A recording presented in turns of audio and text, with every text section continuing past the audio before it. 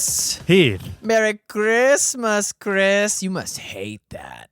Why? Why would you think that? Well, I mean, everyone's like, oh, Heath, like the candy bar. And then it's like, yes, you lament sharing the first syllable with the most popular holiday. No, that never crosses my mind. Okay, well. It's not nearly as annoying as you're making it out to be. Dang. All right. Well, you're the most festive person then. I guess so. Yeah, I'm rather a big fan of the holiday season. Yay! And you're looking a bit like Santa Claus yourself there, Heath. Oh, because I have facial hair? I take back what I said last weekend. This is the scruffiest I've seen you look. And that's true. Yeah, I haven't been around for you to see this. Oh, you're right. It has been several weeks since I saw you. Yeah. For some reason, I thought it was 1 week ago. Yeah. How time flies. I wasn't even in the state last weekend. You were on corporate vacation? That's right. It was a big success. Definitely went into the Library of Congress. Oh, yeah. What was your favorite book? Well, we saw Thomas Jefferson's original library collection. That was cool, which he donated. Well, he sold it, actually. Guy pocketed some money from the U.S. government. Well, he needs to make that money back from the Louisiana Purchase. Yeah, who's that joke for? Very exciting. Yeah. I look like for the audio listener, just picture Joel from The Last of Us. Yes. But you look like you're trying to audition for that HBO show of The Last of Us. Yeah, I got big daddy energy today. No, this facial hair is just to make me look more mature. Oh. Yeah. Is it working? Because you're transitioning into a more mature phase of your life now. Clearly. Yeah. Makes sense. This all checks out now. Yeah. Cool. Before I forget, like last time where I didn't even know what podcast this was, this is Mobius Tubes, episode 69. This will be our last episode of the year. And it's being recorded on December 18th, 2021.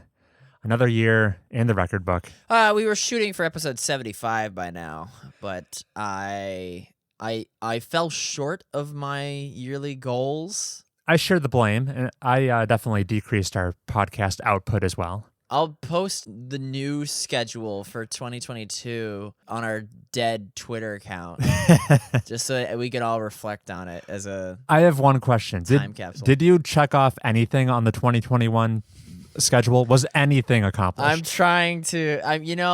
Where did I save that? Where is that file? I mean, you can say Halo was on there, Dark Souls was on there.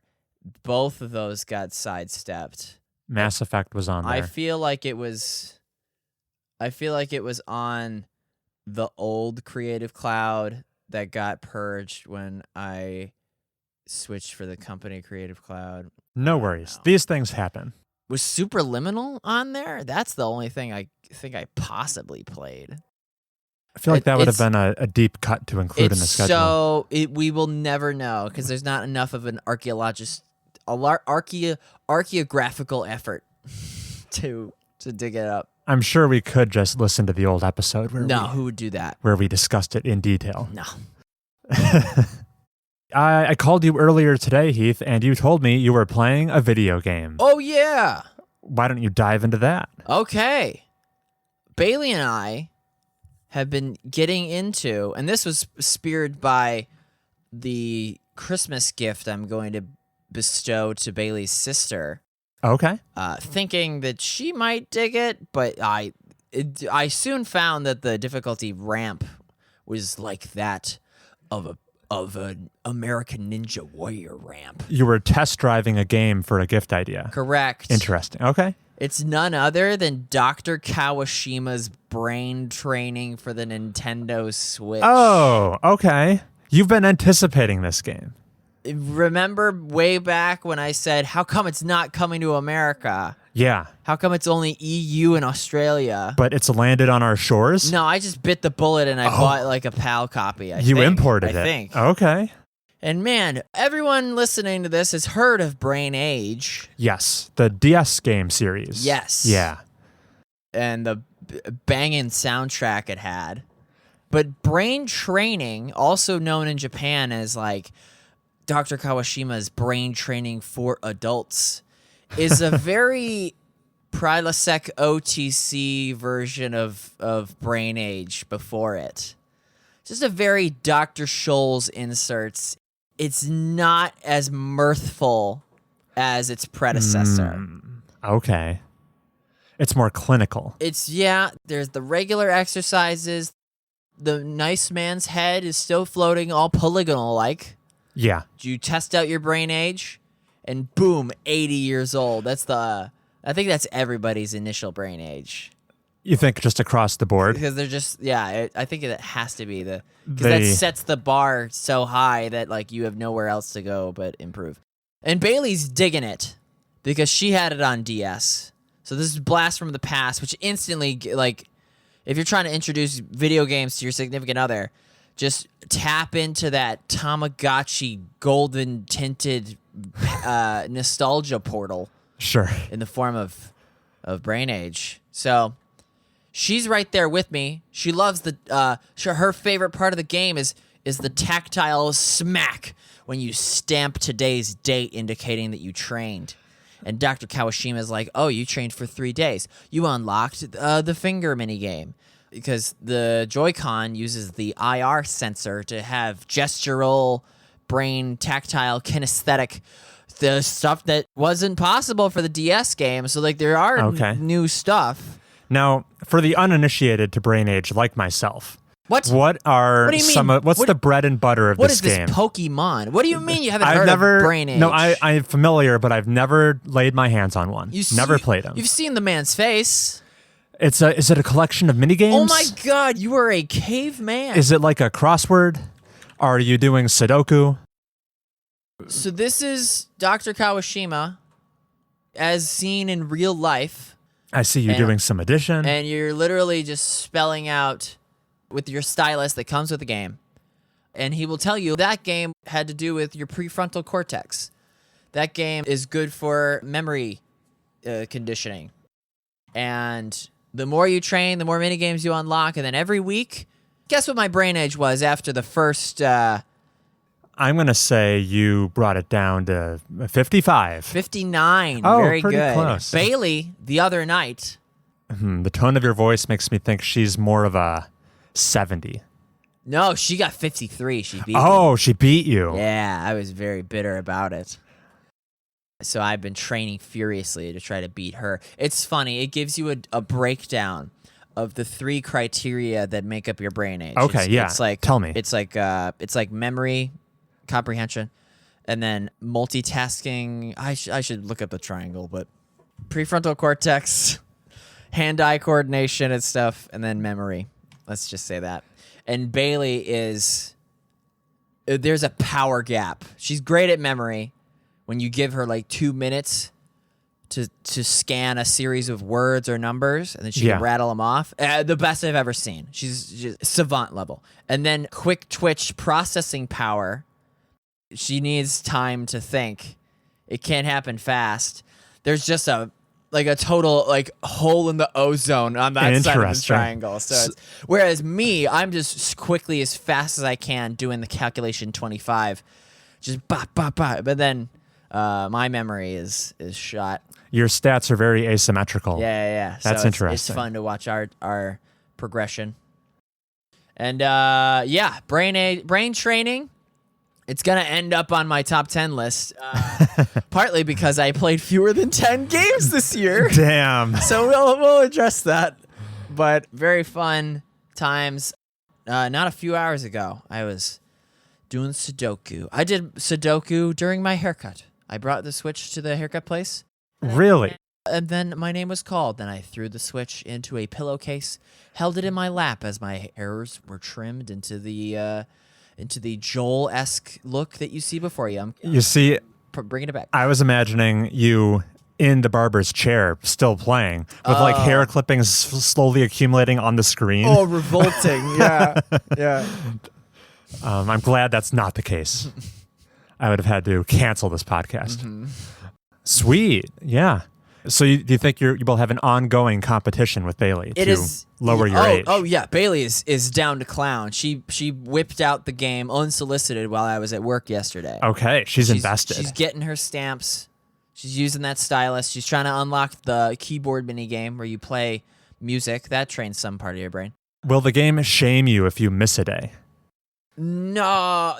Dr. Kawashima is very jovial. You know, that's the majority of his expressions that he can make. No, if you miss a day, it does not shun you like a Neopet that you forgot to feed. You have a great time with him, and he's always happy to see you. And in fact, he does act like a Wii circa 2007 and say, "You've been training a lot. Let's end it for today." And there's a prompt you can hit end, and it'll bring you back to the main menu.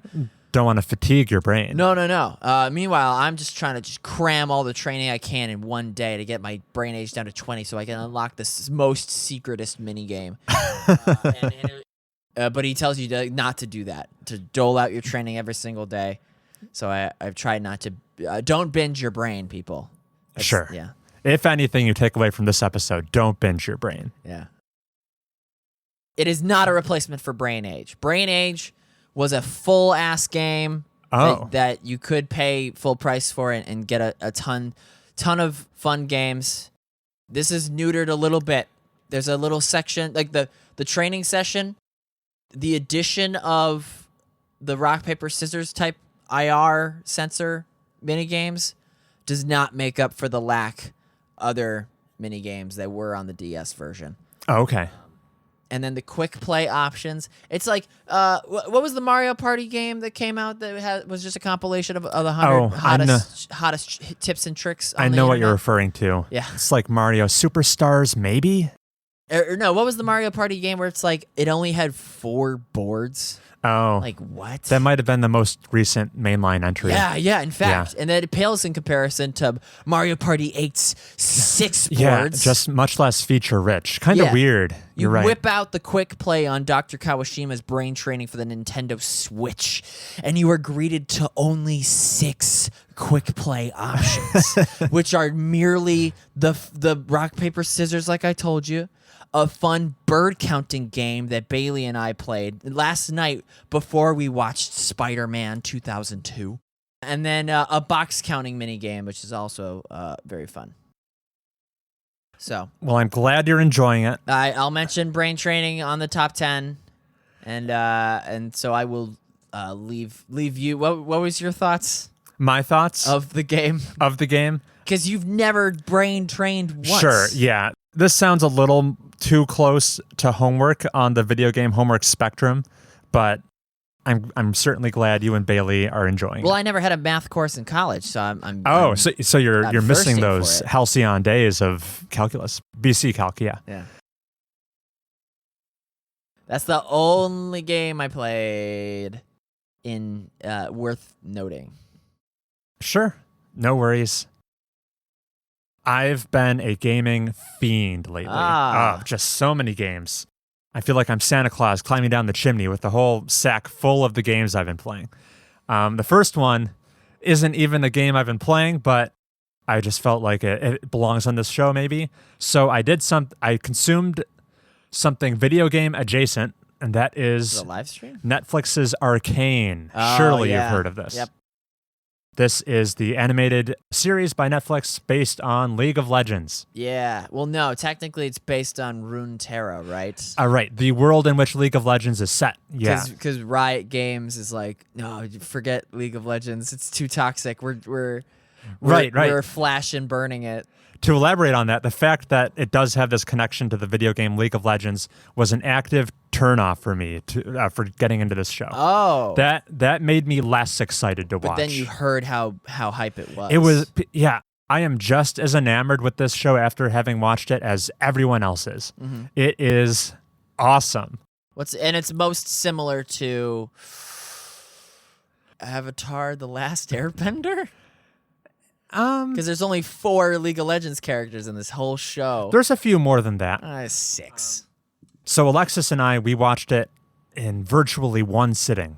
All episodes. All we did was take a break to go to sleep, and then we woke up the next day and kept watching. And she's a double platinum diamond on League of Legends. She's at least played the game, so she was able to offer... more than me. More than me as well. Yeah. She gave me some insight that I would have missed. Is she a jungler or a bot lane? She is. Is Nate or wait? Which of our friends plays the most League of Legends? I would assume it's Janice. Yeah. Okay. Is Janice listening to this and just cringing out of his mind when I'm like, he very well could be. I'm a Draven main. I believe Alexis played the most support. Ah.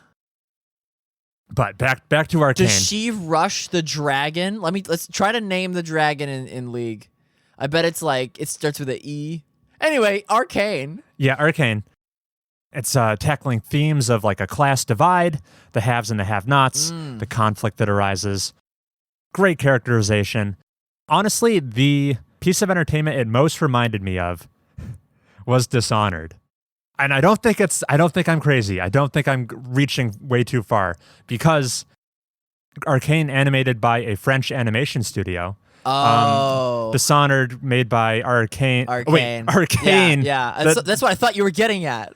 Yeah, ironically enough, the developer of Dishonored is named Arcane. Share the name. Their Lyon studio made the game. Are aesthetically quite similar. They both have the painterly cel-shaded look. Mm-hmm. There are a lot of shots from Arcane. There's a prominent bridge in the show that gets shown a lot that divides the luxurious side of the city from like the undercity. The dirty favelas. I kept getting flashbacks to the Caldwin Bridge level in Dishonored. I was going to say the Bridge of Dunwall. Yeah, that's basically what the Caldwin's Bridge is, the Bridge of Dunwall. There are some prison shots that are just like the prison you break out of in Dishonored. Mm-hmm. There was a lot of, and Dishonored has Jinx the big... passes you some whale oil. Yeah. Yeah, it's also a bit steampunky. Jinx is like an ice character, right? Or no, I don't. Yeah, let's say yes. Just say yes. All right, yeah, sure. Jinx, she loves ice. She loves ice. Winter's her favorite season. Uh-huh. So yeah, the Dishonored vibes definitely made me like it even more. To the game's credit, it really did not feel like an advertisement for the game.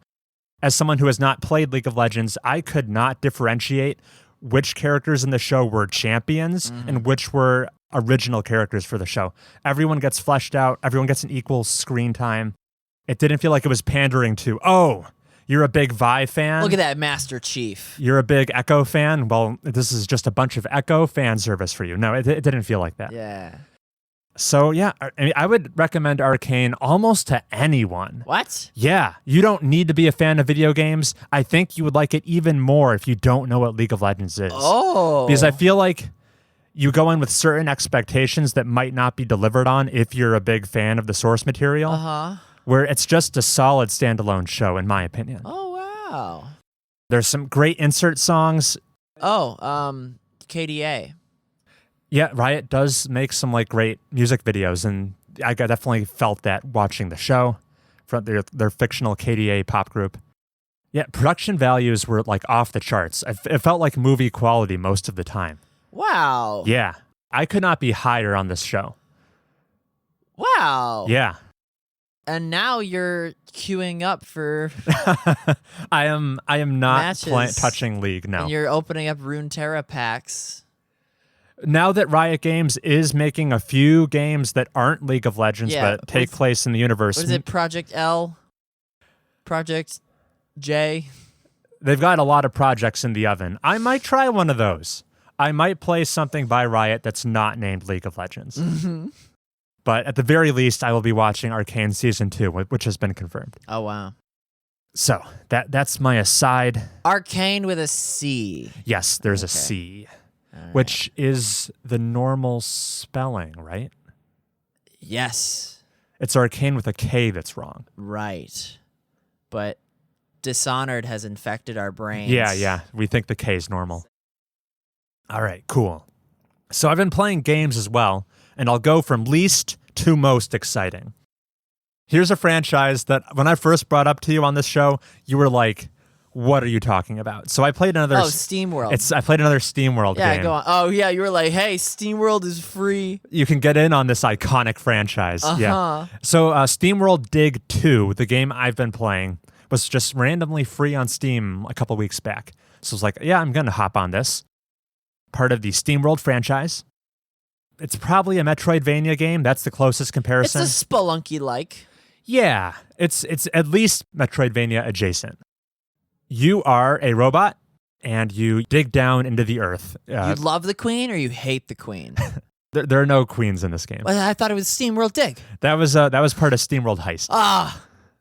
My bad. Too many worlds of Steam. Just don't even pay attention to the fact there's also a SteamWorld Quest game. Crap. So a few years back, I did try the original SteamWorld Dig, and I bounced off of it. Right. The progression was just too slow for me. It felt not enough was happening to keep me engaged. But SteamWorld 2, happy to report, they nailed the loop. Wait, is this SteamWorld? This is Dig? This is SteamWorld Dig 2. Okay, all right. The sequel. You play as a robot named Dot. She's off to search for her missing uncle, the protagonist of the first game. Oh, cool. And it follows a very similar gameplay loop where you're spelunking, you're digging like block by block in this 2D game to go further and further deeper into the earth. And searching. Procedurally generated. I think it's handcrafted. Whoa. I think it's handcrafted. Oh my God. I am not 100% sure, but that would be my guess. And you're mining minerals and valuable resources. You're digging as far as you can go until it's a bit of a resource management game. Your amount of light will get depleted. The longer darkest dungeon. Yeah, it'll get darker and darker and making navigation more and more treacherous the less of the screen you can see. Your inventory will get full with all the resources you're mining. So once that's full, you've really got to hoof it back to town. And it has Moonlighter inventory rules. You do not know. Moonlighter had a really cool mini game of it's like almost like a Tetris puzzle of how you slot things in. This is item much has more, to be on the left. Yeah, this is bare bones. Okay. You've got to make sure you don't run out of health, because if you run out of health, you're going to lose a lot of your items. And it's like Dark Souls where you just burst. It's like Sonic where you just burst of all your items. You have to go back and get them. I never died during my gameplay. Oh my God! Oh, Chris. Yeah, sorry, humble brag. Oh my God! But I don't know the dying mechanics exactly. You're not a super challenging game. You're managing your light, your inventory, your health, your water supply, trying to gather up as much as you can from the valuable inside of the earth, and then bring it back to town and sell it all. It says Moonlighter and get cool upgrades. Yeah, it has. But without the Hyperlight Drifter combat. Yes. I like this game. Yes. Combat is very minimal. It has a very tried and tested formula loop. It's really nothing you haven't seen before. What does Mark Brown think of this game? I don't know. Let's do a Game Maker's Toolkit episode right now of SteamWorld Dig. SteamWorld Dig 2 it's got the gameplay loop you've always wanted. I'm Mark Brown. Yeah. It's not very innovative, but it's executed very well. But what spices it up over the original, and I might be talking out of my ass here because I didn't make it far enough in the original, but there are like custom puzzly dungeons you'll enter every once in a while, scattered throughout this immense world you're diving into, which give you there's a little bit of puzzle solving, but then you get your Metroid-like ability upgrades. So you'll eventually get like a hook shot or a grappling hook, which just opens up navigation to the nth degree. Yeah, it's a nice power fantasy. By the end, you are just you're Batman Arkham'd up with all your tools and tricks. Yes. Cave segments that used to take you, that were a little bit painstaking to navigate, you just zoom through them. This sounds great. It is great. It's short and sweet, too. What am I not going to like about it? The music?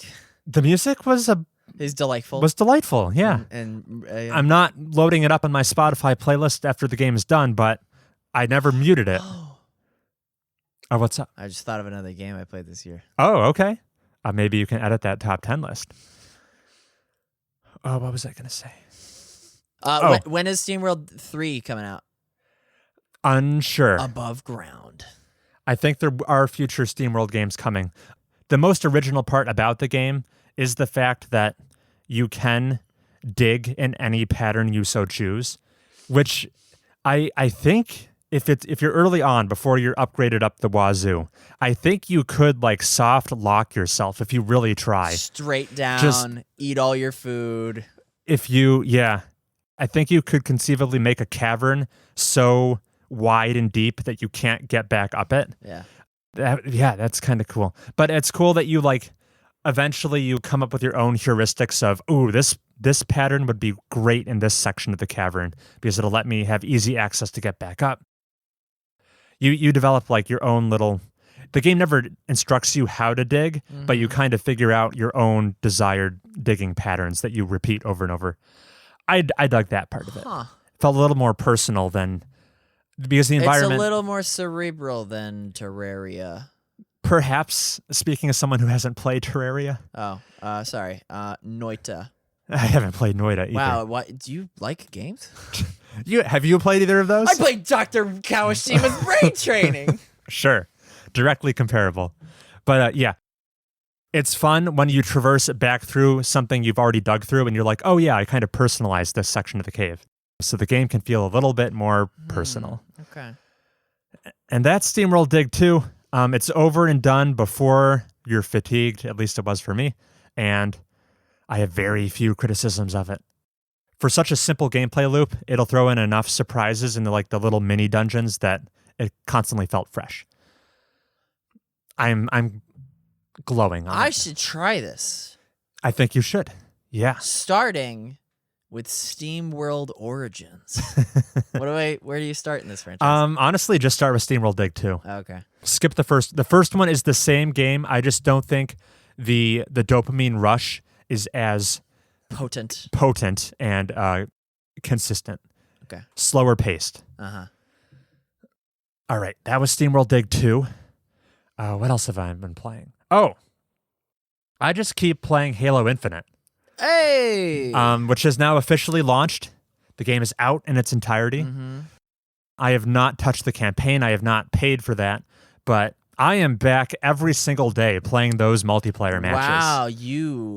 Wow, I did not expect to get hooked like this. Uh-huh. I haven't been playing multiplayer games since this show started. And now I have to eat my own hat a little bit because they've altered your own Spartan helmet, yeah. Yeah. They've altered the progression to be more generous. Especially What? Yeah. No, that's the one thing I know about Halo Infinite. It's more generous now. You have to grind for a month to get one shoulder blade. I am now level 28 in the battle pass. Out of 100. What color are you? White? I've got a red and a black guy. Wait, are you canonically yellow? You can have multiple armor sets you can swap between. I've got a yellow one and a red and black one. For all the fan art out there, make sure Chris is yellow. Yeah, I'm so pleased with it. It's just a joy to play. When you go into the playlists, which there are more playlists now, you can pick killing floor every time. You can boot into Slayer. Slayer, thank you. Yep, you can be Slayer. They added back what's traditionally been known as SWAT, which is a no shield mode. It's now called Tactical Slayer, but that's now an option. They've brought Fiesta back permanently. I enjoy all the maps, which is rare for a multiplayer shooter. There's not a single map where I load up into and go, not this one again. They're consistently engaging. And the matches are just almost universally close. The matchmaking is on point. I can't tell you how many games of Slayer have ended 49-50. Which is just, my heart is pounding by the end of those matches. So rarely is there a blowout. Are you on proximity voice chat? Are you telling the Zoomers to get wrecked? I'm not doing MLG callouts, no. Occasionally, I do load up with the boys, though, and just play with some friends online. Oh, okay. And they provide the Xbox Live commentary. Just to the lowest degree, yeah. Okay. We're there to just chat mostly. But eventually, once in a while, I'll hear Chris, there's an enemy on your left, and then I'll pan over. Actual helpful. Usually from what is this? friends. Apex Legends? From friends, not randos. Oh, okay.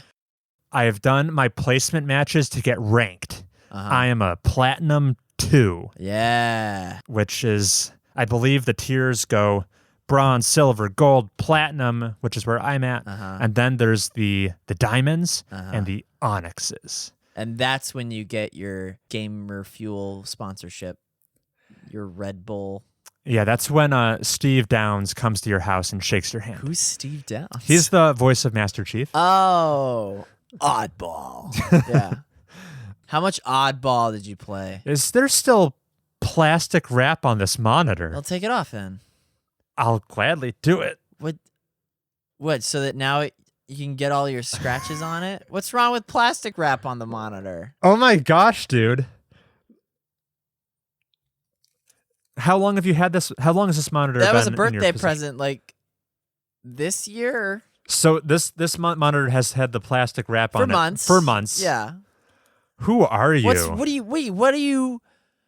Do you take your new phone out of the box and then just like throw it into a mud puddle? Like, what do you mean? Here, I'm going to crinkle the plastic. Okay, yeah. Make sure everybody knows. That was on the monitor. What's wrong with that? I don't even want to get into it with you. Are you the same type of guy that'll... I don't know if I can talk reason with someone who left that on there. What? No, that was knowingly, right? You didn't miss it. Yeah. What is this? What itch did this scratch for you? The factory freshness of a product. Do you just rip off the... Well, yeah, now it's more susceptible to scratches. What have you accomplished? I don't... put it into words, my guy. I'll be Chris forever. Heath, you can't... Why would you... If you're so worried about damaging your belongings, add some protection that has longevity rather than the shrink wrap plastic sheeting. I'm just saying everyone knows sex is more pleasurable with the condom. Ew. So, we are all right. Back to Halo. Yeah, Halo. How do we pivot Wait, that? you actually got to ride in a vehicle? I thought the spawns were so limited and everyone's trying to achieve their special challenges to get the battle pass that it is always a bum rush to get in a single mongoose. People have never even seen a ghost. All right, so the vehicles are no more limited than they've been in past Halo entries. Uh-huh. I've ridden in Warthogs plenty of times. I've been in a Banshee. I've been in a Ghost. Never a Scorpion. No, don't tank. stop. Just be. I've been in a Pelican. I've been in a. I'm trying to remember my Halo Wars. There days. are Wraiths. Yeah. Wait, who's our biggest? You're probably our biggest Halo fan among our friend group, right? Among so if I just start naming, group, sure. I've been in a beaver. I've been in a. There's no beaver. I've been in a Africanized bee. So the challenges have been reworked a bit. They are less specific now. Less Are they synchronous now? Synchronous meaning what exactly? Well, there was one such challenge where it'd be like, get 5 kills in oddball. And then the next challenge would be get 3 kills with the oddball, like a melee thing. Why would they not do it synchronous is the main gripe. Anecdotally, I have been noticing more synergy between my challenges. Like I've got one right now that's play 4 ranked matches and another that's win 2 ranked matches. Right, yeah. So you're knocking those both off at the same time. Okay. They seem less playlist dependent now. They seem more synergistic. So overall progression has been, I am now pleased with where it's at. Okay. And so much so that I did the unthinkable, Heath. Oh, you paid for microtransactions? I bought the premium battle pass. Oh. I spent the $10. Oh my God. I now have cooler armor. You are no better than... I am contributing to the problem. The Travis Scott's Fortnite Cactus Jack McDonald's meal capitalist sycophant. It's the psychology of it was interesting because here's how it worked.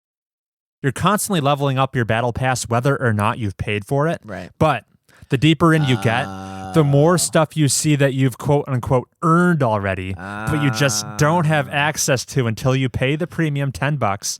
So it felt as if, oh, look at all this stuff I should have, but I don't yet. It's a little. What's the closest analog to that in real life? I think like if you work out and you get like a caloric deficit and your significant other is a pastry chef and cooks the finest cakes and stuff, and it's like, look at this, I've earned a slice of that cake.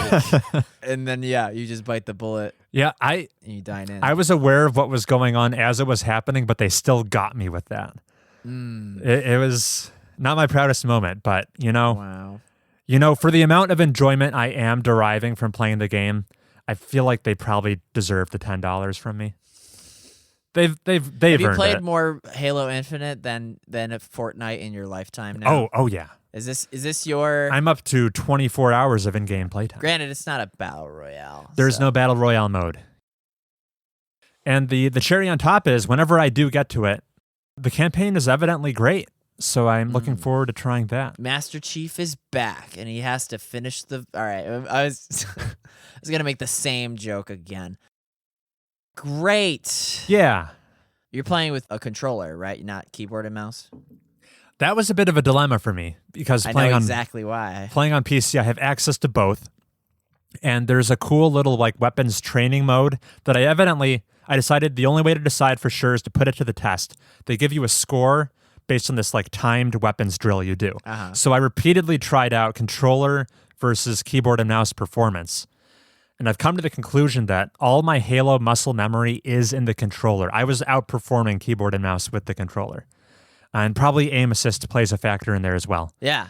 So I am a controller player primarily. Well, if Halo Infinite was designed for that to be the case. The majority of players are probably on a controller, yeah.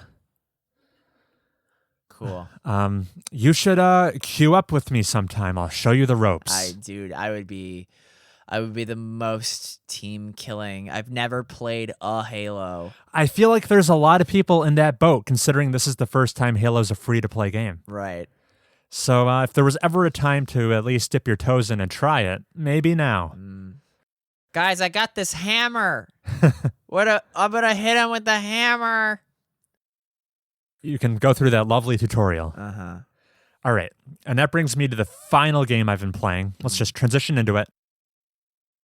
I've been playing the actual best Halo game of the year, and that's a joke for the people who know. Splitfire? What's it called?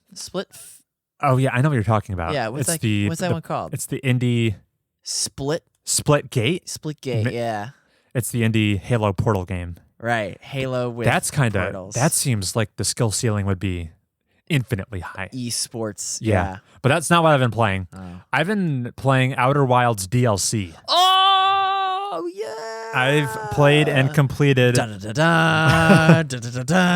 Outer Wilds Echoes of the Eye is the title, which came out at the end of September, I believe. The one and only expansion for Outer Wilds. Only? Oh, okay. So far. So far, yeah. I mean, I would be shocked if there was more. Yeah, that's... Yeah. The Outer Wilds Battle Pass. Imagine. A game you and I... all these time loops. All right. We both cherish Outer Wilds. It is the brilliant space exploration game that takes place in a miniaturized solar system. And you basically... It's heavy on exploration, heavy on the puzzle solving. Very mysterious, kind of one-of-a-kind game. And it got an expansion. And I remember my exact reaction when I heard that the expansion was announced. I thought to myself, Outer Wilds, the base game is perfect. It's so self-contained. There's no lingering plot threads, really. I assume any DLC will just dilute the experience. Like, this game is the last game I'd ever think would need more content added to it. I was apprehensive about this game's DLC. I really was. And now I can't imagine the game without it. Oh, wow. It was like falling in love all over again, but without treading any old ground. It is completely unique. Even just, this is spoiler free. I will not ruin anything, but just in a microcosm, even the way you access this DLC is the most Outer Wilds thing there is. It doesn't retcon anything from the base game. The way this works is it is a completely self-contained part of the game. You don't need any info from the base game to complete the DLC. I would have thought that the thing on the North Pole of the moon that tracks where things are in the universe? Yes. I thought that maybe they would add a little tracker. I haven't went to go check that out. Oh. I did hear that if you complete the DLC content before triggering the actual end of the game, there are some added scenes for you to acknowledge the fact that you've played the DLC.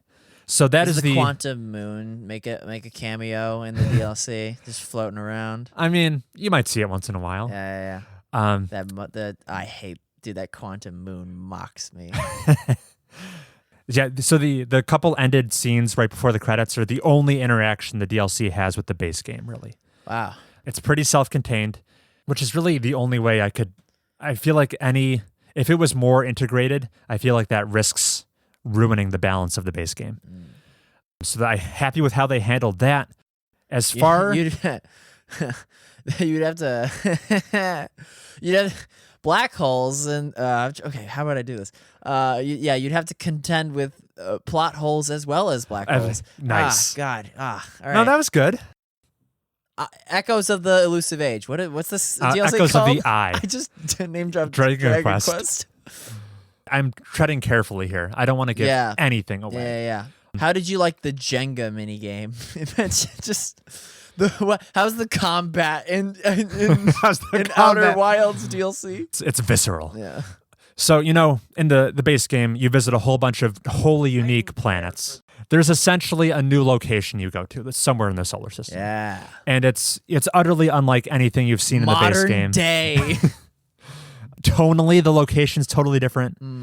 They're very different setting. They really play with your expectations. Here's how I best summarize how good it is compared to the base game. I think the DLC is above the average quality of base Outer Wilds. I think it's a cut above any average interaction you have in the normal game. But the average interaction in Outer Wilds is fantastic. Yeah, dude. Just stomping around anywhere is amazing, right? Yeah. So this is an exceptional piece of DLC. So it's better than average. I will just say, though, that the highest highs of the base game are not surpassed in the DLC. Okay, that's a great way of putting it. Yeah, so while the DLC is consistently exceptional, it doesn't quite compete with the very best the base game had to offer. It shoots for the stars and lands on the moon. Yeah, exactly. Yeah. As far as... Yeah, it's probably, overall, this new location is my second favorite place out of any destination in Outer Wilds. Aside from Giant Steep? My favorite place is probably the Quantum Moon. It's kind of mind-blowing. Okay. So yeah, second favorite. That's high praise for a game that's this good. That's really all I can say about it. I'm imagining a BuzzFeed listicle that's like, what is your favorite place in Outer Wilds? Say about you. Yeah. Ooh, you give your significant other the cold shoulder. You're on the interloper. I would never want to meet a dark bramble person. Oh, man. They're into taxidermy. Ooh. Just like big jaws. Yeah. Yeah, I feel like this DLC also just enriches the overall lore of the game just a little bit more. Dude, I wish I read more in that game. Guess what? The lore is worth reading. Guess what? Yeah. This DLC, much lighter on the reading. Okay. Bless you. That's good. You can play this DLC and be illiterate. Oh, wow. And probably not. You'd be like, what's this astronomy? What's your current temperature what on? Questions do I have? What a priority is this for you? Will you seek this out? Well, dude, I responded to the Twitter DM that was like, "Hey, Mobius Games fans, we're looking for play testers who haven't done it yet." Oh, and I did send an email. Okay, so you're in on this. It's high priority. Awesome. There are spoilers I'm itching to discuss with you. Ooh, great. Yeah. And just final point of praise, and I don't say this lightly, Heath. For years, I've considered, just to name drop them yet again, Arcane Studios, Dishonored Prey people, I've considered them the kings of level design. Dishonored 2, I would have said, is my favorite. Yeah, Jindosh. My favorite realized video game environment I've ever inhabited. Yeah, that lady. The Clockwork Mansion. Yeah. A crack between the slabs, those two levels, just next level stuff. I think after finishing this DLC, Outer Wilds has stolen the title. I think this is the best level design I've seen in a video game. It's that good. My jaw was that on the floor. My jaw had penetrated the ground and was digging, much like SteamWorld Dig 2.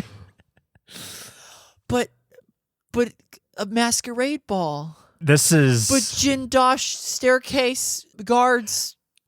It's almost inconceivable to me how someone would go about designing this solar system. I'm just speechless. This is so interesting. I gotta do this. You've got to do it. Yeah. I should stream it. I would watch with rapt attention. Yeah. And talk about ending on a high note. That's everything I've been playing lately. Yeah. All right, great. Yeah. You gonna take a break now? Sure, I'll stretch my legs. Yeah. Talk to you after this commercial break.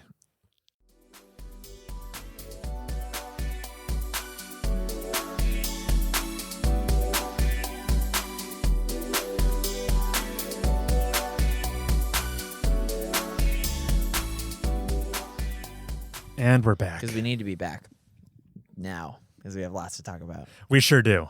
So what order do we tackle this in? Video Game Awards. All right, let's talk about some news. It Takes Two. It Takes Two, dude.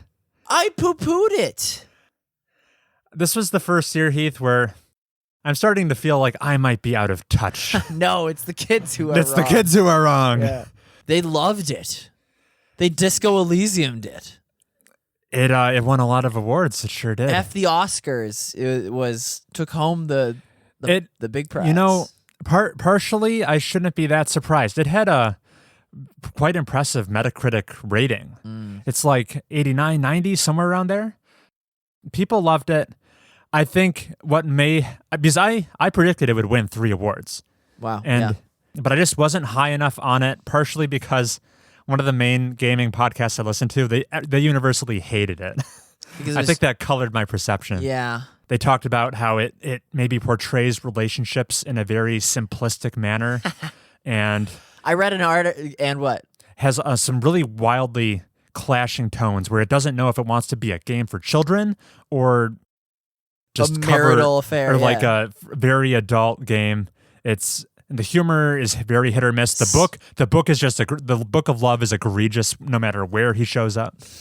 So game with problems for sure, but mechanically people loved it. Yeah, I read an article that was like it's a wonderful co-op experience. Narratively, it's awful. It could not be more simple. That's more or less what I've heard. Tremendous polish. Don't pay attention to the story. There's one scene where I've only seen it out of context. It's hilarious, where the mother and father are celebrating the fact that they've made their daughter cry. They're just thrilled that she's crying. It's a weird game. Why? Because she was gonna step on them, and then I don't know. I think they believe that her tears will transform them back to normal size or something. Right? Yeah. Anyway, It Takes Two, the game of the year 2021, emblematic of the year 2021 has been for games. Perhaps it's felt like a filler year to me. Not that great things didn't come out. I mean, Echoes of the Eye came out this year. Inscription came out this year. Yeah. So there were gems to be sure. Say less. What are you going to call It Takes Two after the lawsuit? Which lawsuit? Oh, Take-Two Interactive is suing Hazelight. That's right. They have a copyright claim. On the name. The name is too close. We'll just call it Edge of Tomorrow. Did you watch the show, Heath? Or did just get the highlights after the fact? The latter. Got it. I watched the show live on my trip, actually, with Alexis. Atop the Washington Monument. Yes. This was the least pleasurable watching the Game Awards has been for me. I dodged a plasma rifle. You dodged a bit of a bullet here.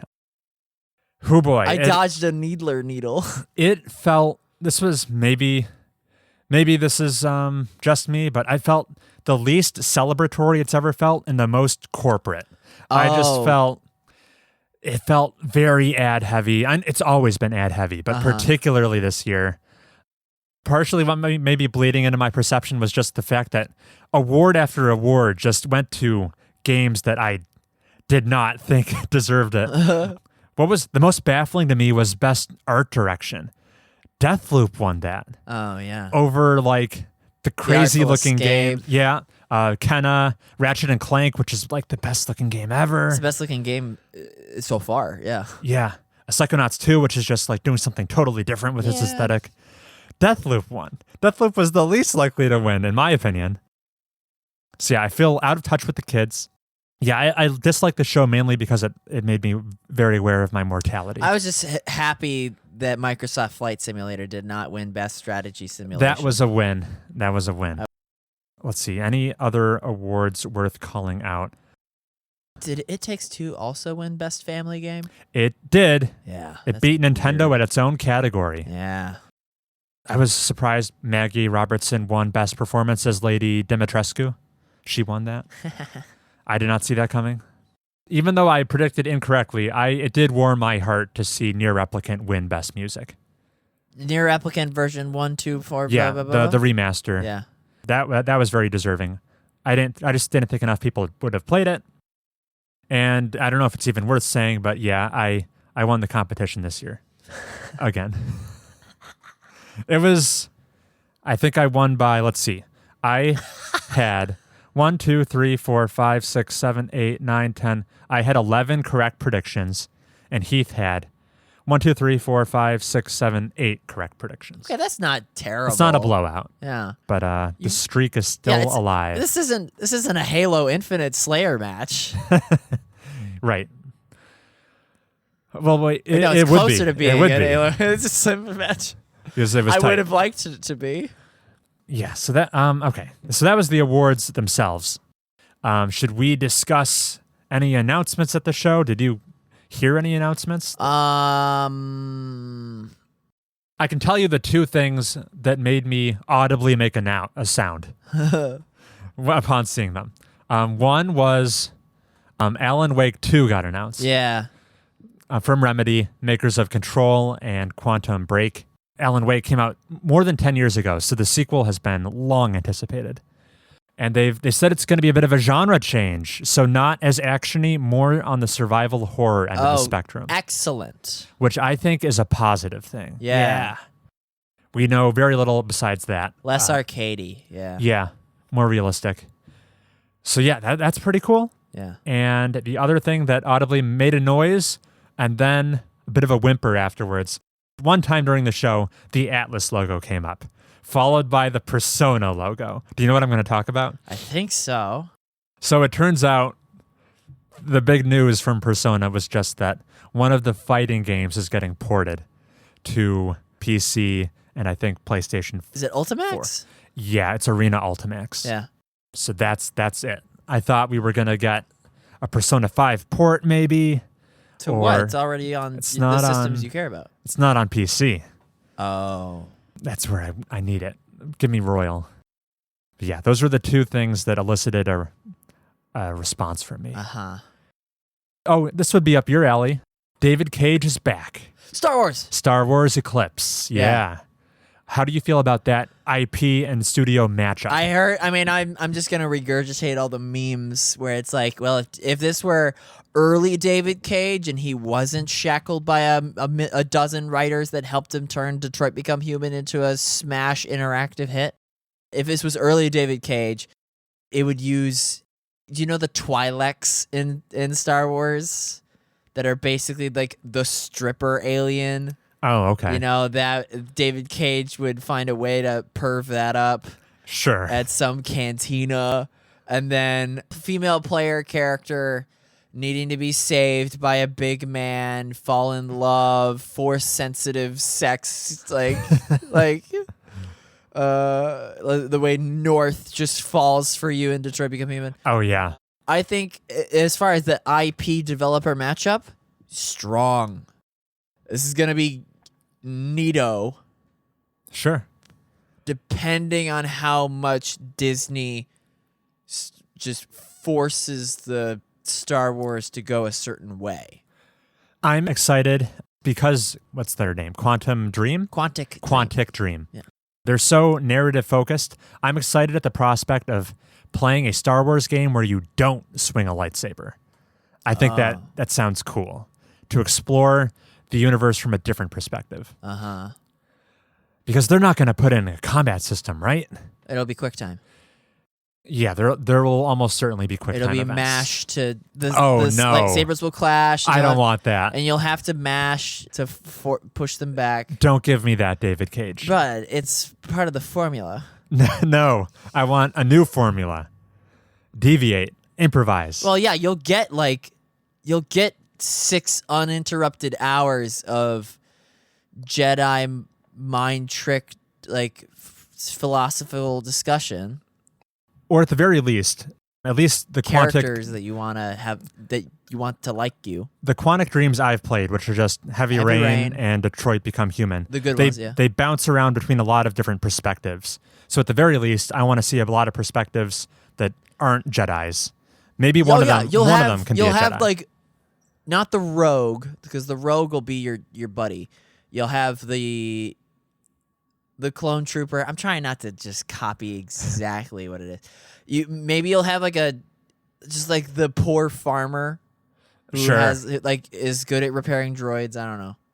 And is getting strong-armed by the Empire, and you have to, there's like a stealth sequence where you have to like escape to your ship. We can both agree this matchup has potential. Oh yeah. I'm hyped for it. Nice. I'm mostly hyped for like the bingo card that I'm gonna be able to make. Yeah, you are a big fan of those. Yeah. Were there any other announcements that's still on your mind from the show? No. Cool. Yeah. Arcane Season 2. Arcane Season 2. Oh, they showed I hate that I'm bringing this up. They showed the next Sonic game, and they showed a trailer for the Sonic movie sequel. The sequel to... I did see the Sonic movie sequel. Okay. Trailer. Yeah. This is a sequel to Sonic Forces.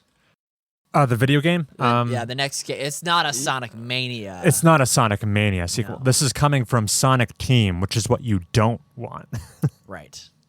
They haven't made a good Sonic game ever. Yeah, you could have ended the sentence.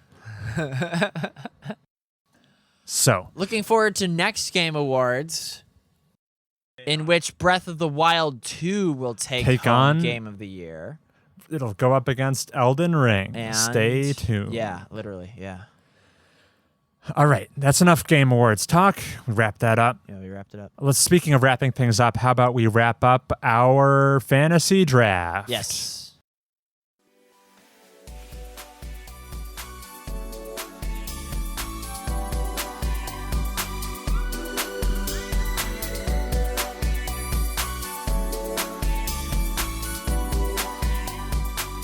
And we're back. Folks, I fared much better than I did back in 2020. For those of you who don't know, back in 2020, the score ended up being 225 for Quintessential Chris Games to Heath's measly 111. Granted, a global virus kept me from reaching my true glory, and it continued to keep me from reaching it this year.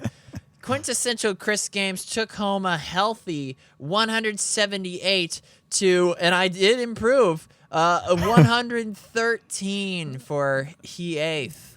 Slowly but surely improving. Chris's big bankrolling game for this year was none other than Forza Horizon 5. Yeah. Netting him 24 points. Vrooming him to the top of the leaderboards. I could only catch up on my trusted Marvel's Halo Infinite, which got me 17 points. Wait, Deathloop got you 18. And Deathloop got me 18. None of the games I voted for scored in the 90s, despite my best efforts. Remember that Excel sheet I had that listed what I predicted each game being scored as? I, too, recall it. Using the most high-quality algorithms known to man, what did he think that Deathloop was gonna get? I thought it was gonna score a 90. Are you reading this? Yeah. Okay. And it ended up with an 87? Yeah. Or 88, sorry, 88. Yeah, I mean, it still had an excellent price per dollar, I think. I don't remember what I bid for it. My big mistakes were putting all my faith in Kratos and Orlando. What's the main character of Horizon Forbidden West called? Yeah, that's what I said. And Senua's Saga. Those were my missteps. did Chris bankroll on again? It was Forza Horizon 5. Heath only thought that Forza would get a whopping. I didn't even bid on it. It was didn't even bother. It was a misnomer. Same goes for Psychonauts 2. Got him 19 points. I thought that Psychonauts 2 was only going to get a 77, and it ended up getting an 89. That really shows how much I know. But however, I was on the pulse with Kenna Bridges Spirits. I did say it was going to get an 81, like it did. Kenna Bridges Spirits. I knew you were sleeping on Forza Horizon 5. I felt like I was getting away with highway robbery with that one. Metroid Dread was not on this list. Worth noting, I chose the worst ranked game out of the two of us, which ended up being Battlefield 2042, which lost me points. Battlefield 2042 scored me -5 points. Oh, man. Which I actually spent like $60 of my budget on. Yeah. As the last-ditch effort. So wait, and I chose Call of Duty such and which such. scored you +2. I hear Guardians of the Galaxy is just more Mass Effect. Have you seen that? It's very dialogue heavy, for sure. Yeah, that looks fun. It looks more appealing than I thought it would be, for sure. Just funny, there were not very many games that cracked the 90s this year. 12 minutes. It was not enough minutes. It only scored a 74. Yep. Guilty Gear Strive did strive. Was innocent of our accusations. All right. That's enough fantasy publisher all right. draft. It could not get off of that screen fast enough. Oh, shit. It's my top 10 guess. Okay. I didn't see it. And before we transition to our final segment of the show, a word from our sponsors. We got an email. Hey! That doesn't really need to be addressed, but just a cool acknowledgement. This comes from Janice, friend of the show. Also mentioned on this episode already. Unsolicited. He just said he sent us a final project essay he was writing that he decided to do on deep fakes in the voice acting industry. And he just said he's pretty sure it's our fault for him choosing this topic since it was probably on his mind because of our episode 66. Yeah. So just a fun acknowledgement there. Thanks, Janice. I hope the paper was a good one to write. Which of us did he agree with? Yeah. Did he cite us? Are we in his bibliography? He said he had definitely plagiarized from the episode a ton. And it wouldn't be plagiarizing if he cited us, so we were not in the sources. If you have an essay topic you would like us to basically riff on and provide a paragraph or two for you, you should write in to MobiusTubesPodcast@gmail.com. That's our email address. We'll definitely read your letter. You don't even have to cite us. Just plagiarize it. Yeah, we don't care. As long as you write in. If you provide us video game podcast content or fodder, not, that'll settle your due. Yeah. Cool. All right. Then how about we take a break, and when we come back, it'll be time to rattle off our favorite games we played this year. The top 8. Yeah. Talk to you then.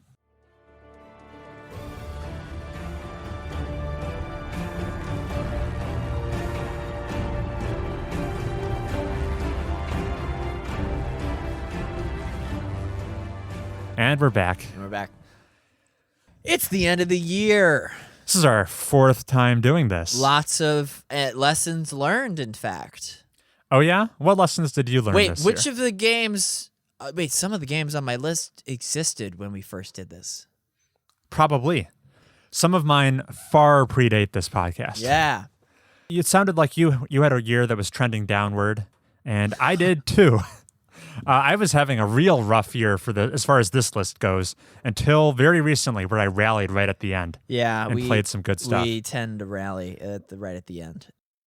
Folks, I've compiled a malnourished list of the top 10 games I played in this year, minus 3. Yeah, worth noting that our lists, they don't require that games actually released this year. We just had to have played them. And I'm so strict about the requirements of entries on my list. I got the spreadsheet going. I do things like, You have to play at least 2 hours. have to hit the credits. Oh my God. I require myself to finish. This has to be my virgin playthrough. I've never touched this game before. I also DLC expansions excluded. Eye of the Echoes. However, if I look at my spreadsheets for this year, 2021, if I use those strict requirements, I only played 10 games this year, which wouldn't make a very compelling list since everything makes the cut.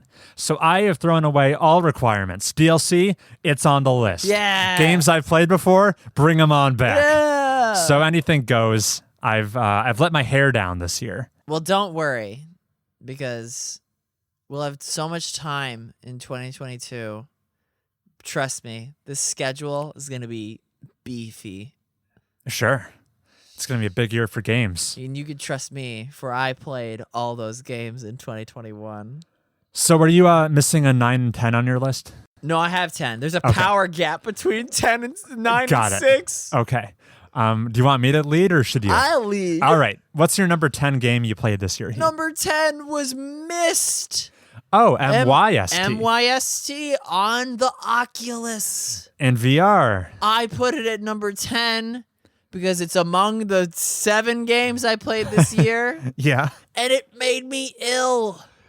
Right. Wearing the VR headset caused me to much discomfort. I was wearing it right. I'm sure you were. I put it on this list at number 10. I played it like 90 minutes. And the solutions that could have been solved had I played it on the PC. It's probably like $4. Yeah, There's no it's reason really I can't cheap. just play it on the PC. But you've got better things to play, surely. Yes, I do. Yeah. You know I do. So, Myst. How old did it feel playing? Like, could you tell it was ancient? It was ancient, but the spooky man in the book looked modern. Okay. It could have been a lot more ancient. I think that the Myst could be a worthwhile time, given the right hardware. Sure. And I was gonna say software, but that's what the game is. Myst. If you missed this game, don't sweat it. It'll still be around. It's around forever. My dad played this game with me before I had memories. And he dare not spoil it. But now, Sure. I've yet to go back to him with my findings. Well, my first entry is already off to a better start because it did not cause me physical discomfort. And I also realized the tremendously missed opportunity of not making this my number 9. Missed. Because my number 10 entry is 999, otherwise known... 9 days, 9 doors, 9... Close. Yeah. 9 hours, 9 persons, 9 doors. The old visual novel escape roomie game. I think this game has aged pretty well. The central mystery did keep me hooked. I think it's a game I'm going to remember fondly. It's going to stick with me. It had a memorable cast of characters. It was solid, for a game that the very first time... Name them. All right. Oh, you like music? Name every band. All right. Here we go. Junpei. Yeah. Here's the thing. Everyone chose... We don't learn... Dr. Kawashima's. We don't learn all the characters' real names. They go by code names based on what numbered bracelet they receive. So that makes it easier to remember. We've got Ace.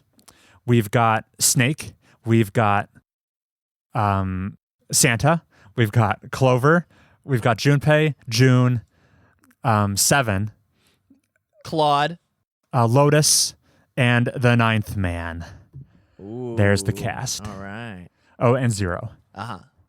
There. Yeah, I'm a real 999 gamer. Did I already make a 10-10-10 joke on the last You time? certainly did. I must have. You did. I remember it vividly. Yeah. Check out the Zero Escape games, of which this is one. It is A-OK. All right, that's all I got. Moving on, back to my list. Yes. What, okay. your eschewing of your criteria Yes. was honorable, I thought, and still worth critical reception. Does it count if I booted Mass Effect? But didn't hit start game yet. Put it Mass Effect. I got to the menu. 9. I saw the three possible games. Yeah, and then you exited. I never played it. This is hilarious. Does it count if during Black Friday I took advantage of Nintendo's games going on sale? Hey, because that only happens once a year. Yeah. I bought Super Mario Odyssey. Oh. Bailey played the first half of the first world. Okay. She got to the dinosaur level. I played the second half of that first world. Sure. And got, wow, you're just so enamored. No, I'm into it. Sorry. Got to the ice desert. That's a cool place. Which is the first real not tutorial world. Yeah. As far as I know. I maybe got a moon there. Does that count as having played Disco Elysium? Sorry. Odyssey. Sorry, Odyssey is is also ambiguous. A very Elysium type word. That certainly counts more than your Mass Effect main menu screen. Let's go with that. My number 9 is Super Mario Odyssey. I played more Zelda Breath of the Wild this year than last year, but I already awarded Zelda, so right. This year's nonsense pick, to which you feel free to chime in with your number 9. Super Mario Odyssey. I may play more of it. Because it's not bad, but I don't care for platformers. You know, it made it on my list the first time we did this. Oh, really? Yeah, I think it came in at number 9. Just finally, like you. Yeah. We're in agreement. We're in agreement. All right, leave it at that. Cool. My number 9, just heard about it. It's actually SteamWorld Dig 2. It was solid through and through. Uh-huh. And I don't know how much more I need to say considering listeners have just heard about it. They just heard about it. But yeah, it was so strong, it made it on my list, despite its late appeal. And you already named Dot. Her friends call her Dot. Her full name is Dorothy. Oh, all right. For all the SteamWorld lore fans out there. Uh-huh. All right. My number 8 is Sonic Mania. You played Sonic Mania Here, this look year. at it. It's installed right there. Okay. I did install it. Yeah. I did open it. Okay. I watched the opening animatic. Uh-huh. I selected a file. Yeah. I loaded into it. It played Green Hill Zone. Yeah. I moved in it. I got hit by a beetle. Caused me to spill out all my rings. I made it another couple scrolls full. I did a loop-de-loop. Yeah. I don't care about 2D Sonic gameplay. I'm only there for T-Lopes. I got this for free thanks to the Epic Game Store. Yeah. Man, if you really ever need a highlight reel of 2021's unpopular opinions. Remember when we did that? Yeah. I love the Epic Game Store. I see its faults are negligible. I love the Epic Game Store. Ever since you got that shopping cart, you've been over the moon for it. There's a shopping cart? Oh, is there not? I don't use the shopping cart. And so I got this for free. Yeah. I've spent more money on the soundtrack than I did the game. Funny. I love T-Lopes.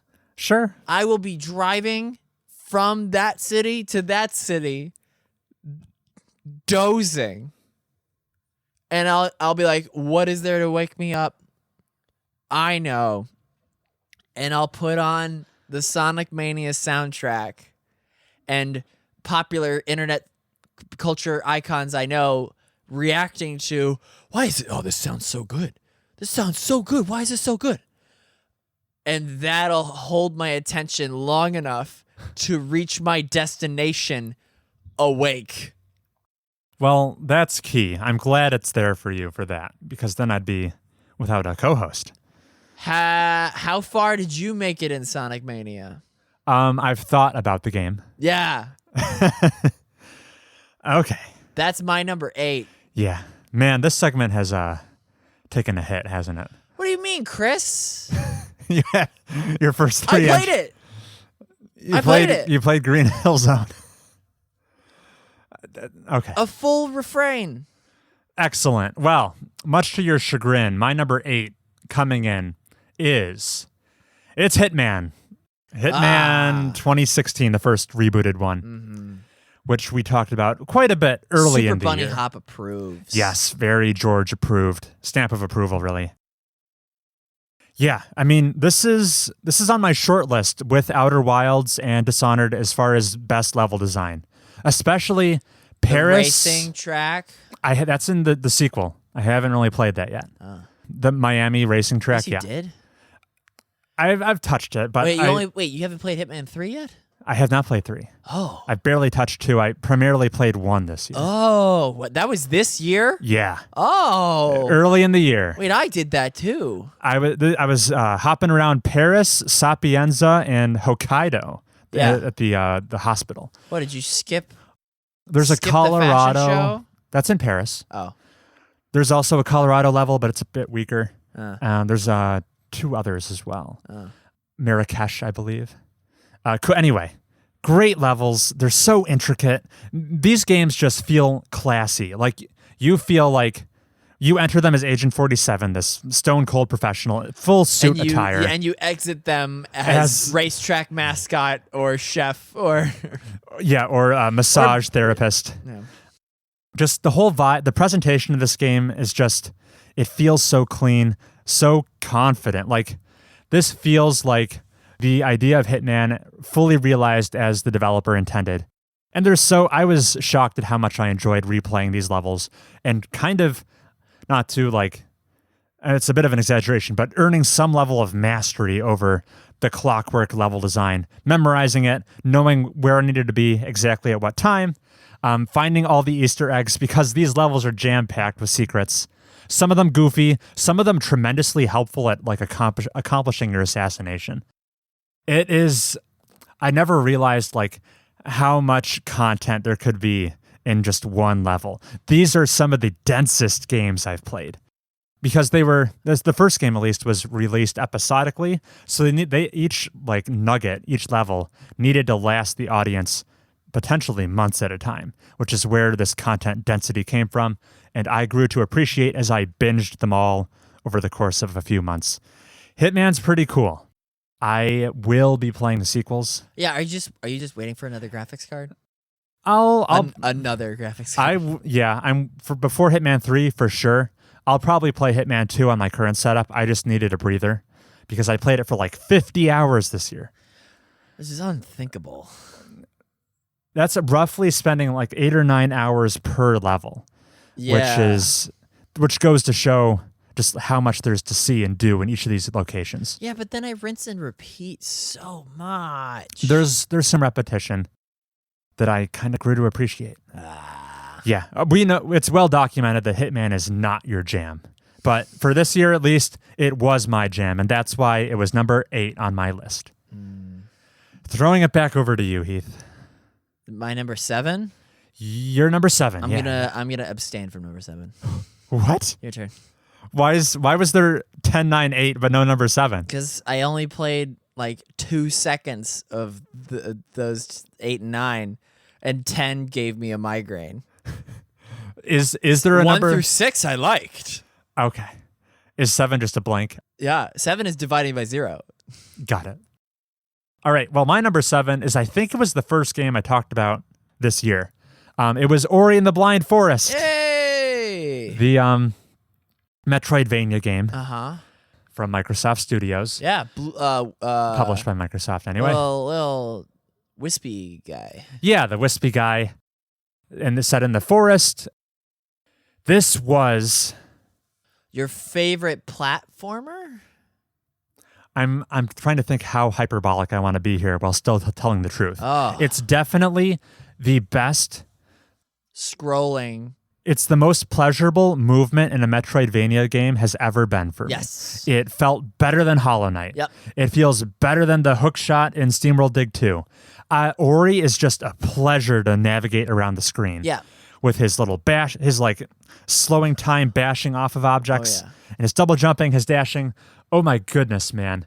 It might be the most fun movement in a 2D game I've played, not just exclusive of Metroidvanias. I don't know how they nailed the game feel to such a degree, but they sure did. And not to mention, it's just a very well-paced Metroidvania game. The upgrades come at a great clip. There's so little to criticize. Like, the soundtrack is great. The visuals are stunning. The story is surprisingly emotional for a game that tells a story without any dialogue. The only thing that could maybe dock at points is rather lackluster combat, but I feel like the developers knew that, so the combat inclusion in the game is awfully minimal, so I can hardly dock them for it. Yeah, it's just a very well-made game. Ori is just, it's firing on all cylinders. I really liked Ori and the Blind Forest. Just another game, much like 999, that made me super excited to play its sequel. Whew. Streamers? Okay, so you were like, it's the best 2D movement imaginable. And so me being the contrarian was like, all right, what's like the worst 2D movement? Do I make a quap joke here? No. And then I thought of it. All right, let's see it. Jump King. Jump King. You play as Jump King, whose only move, he can walk left to right, but the primary action for progress is holding down a button, and then as you release, you will ascend depending on for how long you held down the button. Oh, that's egregious. Granted, the level design is such. It's like a pixelated, you're a Nomi type guy, and it has like a certain looking environment. As Chris can already see, it probably, oh, you're not even over here. The whole conceit, this is like the ghost of Bennett Foddy is with us. It's all of these highly punishing, watch these live streamers rage. It's like a Super Meat Boy. It's a I want to be the guy. It's these Flash type difficulty spikes. And that's the best 2D movement I could think of. You've had more to say about Jump King than the entries on your list. All right. All right. We can transition. What was your number 6? Finally, games you enjoy. Finally, games that I enjoy. My number 6, boy, if I can remember it, it's Telling Lies. Oh, yeah. I'm always like at a loss for buzzwords when I try to recount these games. It is the found footage puzzle piece crime solving forensic analyst narrative game. It wound up on my list. I played it twice, 2 sessions. But the reason it's so low on the list was for things I've already mentioned. The lack of timeline UI interface controls. The huge pauses of dead air as one actor listens to another actor talk in a video clip you'll have to go find because it's not immediately apparent because it's all a search engine. Not chronological, right? Yeah. Telling Lies was not an improvement on the formula of Her Story, but just a bigger, wider formula. And that's why it's 6th. You mentioned Her Story. Maybe prematurely. Let us see where Her Story lands on the list. That's number 6. Cool. All right, my number 6. Yeah. Like I said, I finished strong. So there's a lot of recent games we talked about. My number 6 comes in with Halo Infinite. And, to its credit, it's like Noble 6. Haha. Halo 6 is this high on the list with only me experiencing half the game, so I haven't touched the campaign. It has potential to rise even higher once I touch the single player, which an open world Halo campaign single player affair sounds very appealing to me. Especially with your ability to climb almost anything with the grapple hook. It's almost Breath of the Wildy. Dishonored even. Yeah. So that sounds awfully innovative. I can't wait to try it, but just the multiplayer elevated it this high on my list this year. I'm playing it daily, like I said. Well, for challenges, mostly. I didn't know if there was going to be a multiplayer game that, A, got me to spend money on it, and B, is encouraging me to, like, I have a Discord chat just with my OG Halo squad, and it brought us back together. I've got more friends on my Steam list playing it than I've seen for any comparable game in like a long time. What? It's just, it seems like it's kind of it's the multiplayer game to be playing right now, and I'm so glad I got to be in on the action.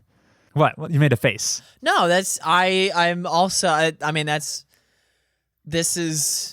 it's fun for me because I also have fond memories of Modern Warfare 2, Xbox Live lobbies. Yeah. Those are some of the most formative years. I too had formative multiplayer years. And I didn't know I thought those years were behind me, and I'm pleasantly surprised to hear that Halo Infinite could recapture some of those days I thought that were long since past. Yay! So, yay! Oh man, that'll warm your heart this holiday season. Yeah, unless you get teabagged. Halfway through, what's your number 5? My Heath? number 5 is Her Story. Hey! The other one of these genres. Same developer. As Telling Lies.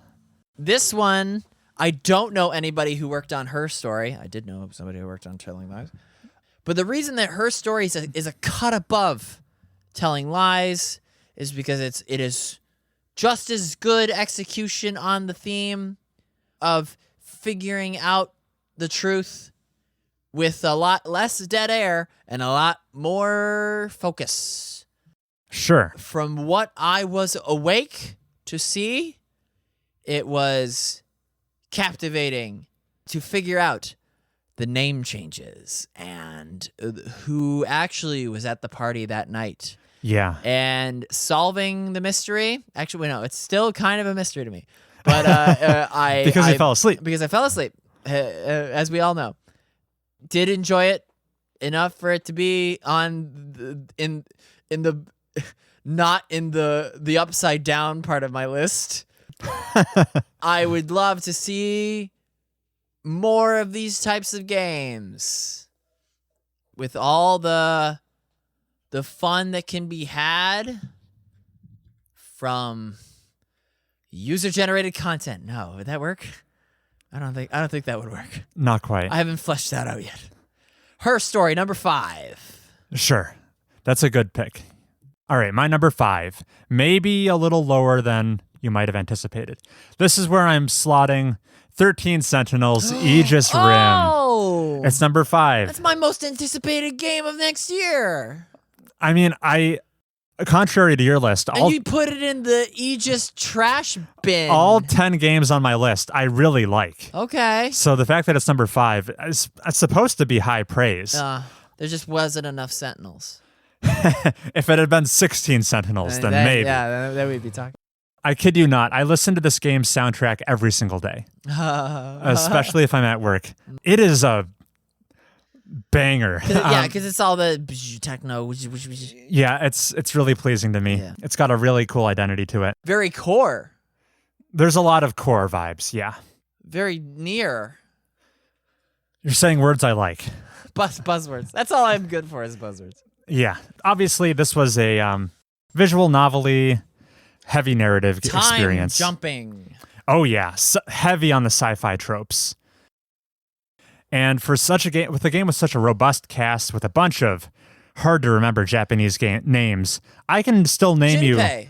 There's no Junpei. There's a Juro. It's the closest we get. I can still name you everyone. Mystery Man number 9. It's such a memorable game.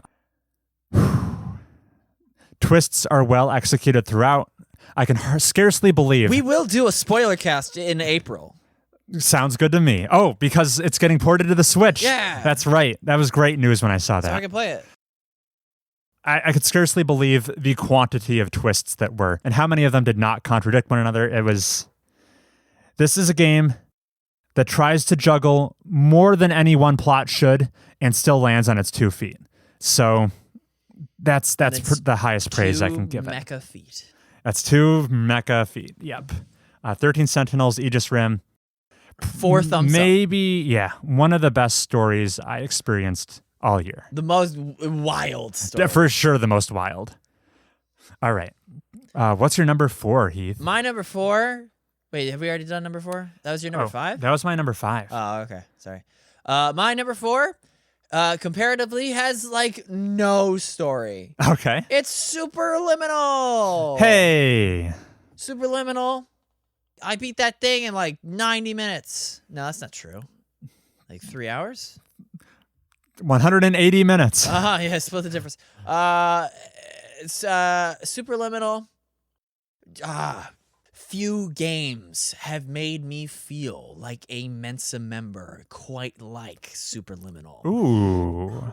Cruising past all of the brain-bending peripherals, point of view, perspective, other P words, I glazed past the logic-defying abstractions with acquisitive eye.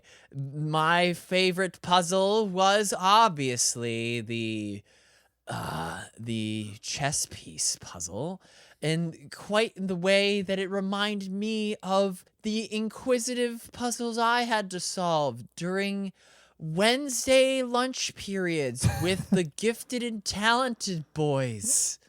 I have no idea what you're talking about. Remember middle school when like you went to like when like the smart boys would have lunch in that one classroom and then do the brain teaser type things? I must have not been a smart boy. I don't know what you're talking guess about. Not. Also, we went to different middle schools. Janice was there, right? Wait, you went to Martha Brown. Yeah. Janice was at JP. Oh well, he would come have lunch at Martha Brown. Superliminal is super in its conceit, but liminal in its delivery. I give it a 4 out of 10. No, because it's on my top 10 number list. 4. It's number 4. Yeah, people should play Superliminal if they enjoyed it. You know what was super difficult? Keeping my mouth shut as Bailey played. Oh. And watching her spend upwards of 25 minutes in the room with the exit gate locked by a pair of buttons on opposite sides of the room, and her not making the connection to expand the exit sign that hung precariously over one of the doors to its maximum size so as to lay upon both of the exit buttons, granting access to the exit. Oh, that's I watched her press down one button to get through one door but be blocked by the second, to move the weighted object to the other button to open up the second further door, but not the more proximal one. At one point, she boosted the size of the exit sign such as to create a ramp to climb over the geometry of the test chamber so as to get to the second door. Oh, did that work? It almost worked, but the angle of inclination was prohibitive. I was such a good Sherpa watching her brain melt like an apple in a microwave.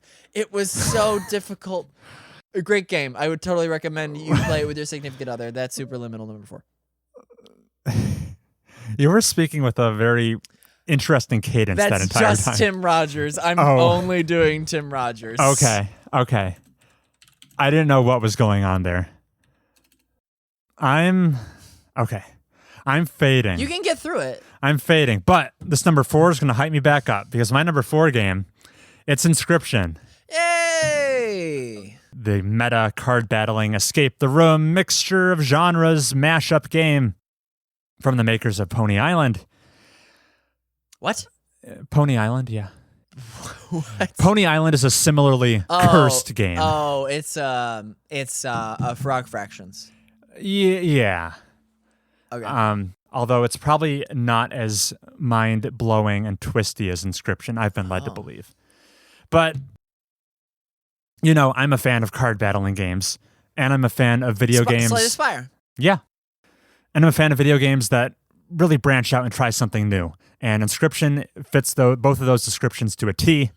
It is the most, let me just scan my list here. It's arguably the most innovative game on the list. Yeah. So huge points for that. Aesthetically, it's one of a kind. You will never see a screenshot from Inscription and mistake it for something else, depending on what segment of the game you're in, I guess. That's fun. Yeah, that's a great, Which is a great description of the game just as itself. That applies to even the secrets. I love the story that bookended each act of the game. I thought I was creeped out to just the right degree. Yeah. Not a horror game, but horror themed. I appreciated how it was kind of like a celebration of card dueling games in general, taking inspiration from Hearthstone, from Magic, throwing in some fresh ideas. It really was like a cocktail of different games that I've appreciated over the years, and it felt really celebratory in that way. I was almost tempted to enter the mod scene. And I see there's an update. There's an endless mode coming for Act 1 of the game. Yeah. Which is so sweet. You don't have to just keep on like film roll. Yeah. Yeah, it provides commentary on just like games in general in a way I appreciated. And it has it left you wanting more from that first act and more. Yep. It has the coolest gimmicks I saw all year, that's for sure. Inscription is a banger. Full price, it's $20. Go out and buy it. Wait for a sale. We will be lucky to get a game like it next year. Oh, yeah. Any year that has an Inscription quality level game 2015 is not all bad. Yeah. Because Pony Island came out in 2015. Undertale. Oh, okay. Wait, Undertale come in 2015? It did, yeah. You're right. Cool. That was my number 4, Inscription. My number 3 is Frostpunk. I forgot about Frostpunk. Yeah, Frostpunk, the strategy game. Oh, so cold. We journeyed from London in search of hope and found none. We have to gather around this circular generator. Oh, I'm out here on the fringes and I don't have enough heat. I put a steam hub there on this road I constructed because I gathered enough wood from the nearby crates. Oh no, I ran out of those crates. I gotta dig into the ice wall to chop down frozen trees. Oh, but then my digger machine ran out of coal. I need to build a pump that requires a steam core that I can only get from my explorations into the horizon. I love Frostpunk.